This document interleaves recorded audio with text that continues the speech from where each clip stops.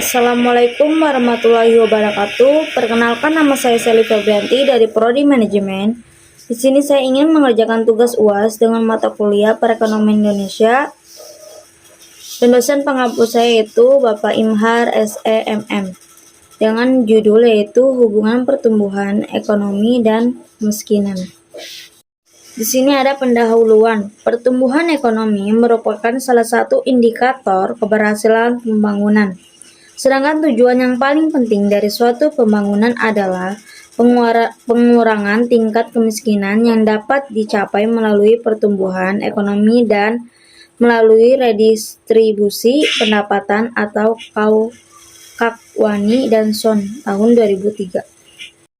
Di sini ada teori trickle-down effect, bahwa kemajuan yang diperoleh oleh sekelompok masyarakat akan sendirinya menetes ke bawah, sehingga menciptakan lapangan kerja dan berbagai peluang ekonomi yang pada gilirannya akan menumbuhkan berbagai kondisi demi terciptanya distribusi hasil-hasil pertumbuhan ekonomi yang merata.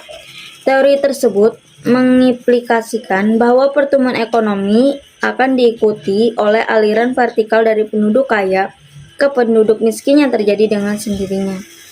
Landasan teori. Menurut Wijono, tahun 2005, pertumbuhan ekonomi secara singkat merupakan proses kenaikan output per kapita dalam jangka panjang. Pengertian ini menekankan pada 3 hal, yaitu proses, output per kapita, dan jangka panjang. Proses menggambarkan perkembangan perekonomian dari waktu ke waktu yang lebih bersifat dinamis. Output per kapita, waktu yang lebih mengaitkan aspek output total atau GDP dan aspek jumlah penduduk, sehingga jangka panjang menunjukkan kecenderungan perubahan perekonomian dalam jangka tertentu yang didorong oleh proses intern perekonomian atau self-generating. Nah, di sini ada pengertian kemiskinan.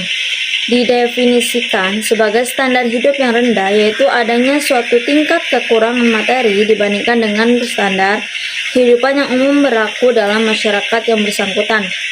Sementara itu, menurut BPS atau Badan Pusat Statistik, kemiskinan adalah ketidakmampuan penduduk memenuhi standar minimum kebutuhan dasar yang meliputi kebutuhan pangan maupun non-pangan.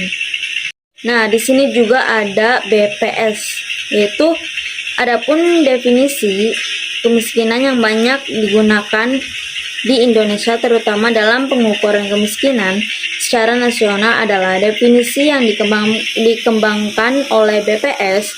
Definisi kemiskinan BPS menggunakan pendekatan kebutuhan dasar atau basic needs approach. Dengan pendekatan ini, kemiskinan dikonseptualisasikan sebagai ketidakmampuan dalam memenuhi kebutuhan dasar, baik kebutuhan dasar makanan atau 2100 cap maupun kebutuhan dasar bukan makanan. Maksud dari definisi tersebut adalah membandingkan tingkat konsumsi penduduk dengan garis kemiskinan atau disebut juga dengan GK atau jumlah rupiah untuk konsumsi orang per bulan.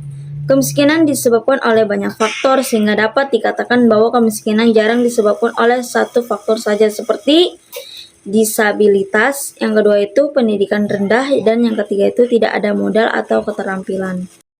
Pada dasarnya, definisi kemiskinan tersebut dapat dilihat dari dua sisi, yaitu kemiskinan absolut dan kemiskinan relatif.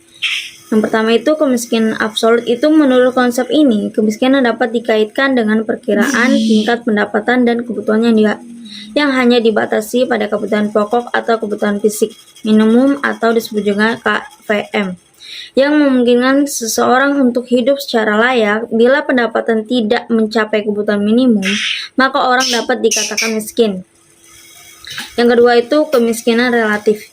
Menurut Miller dalam Kuncoro tahun 2003, adalah orang yang sudah mempunyai tingkat pendapatan yang dapat memenuhi kebutuhan dasar minimum sehingga tidak selalu berarti miskin.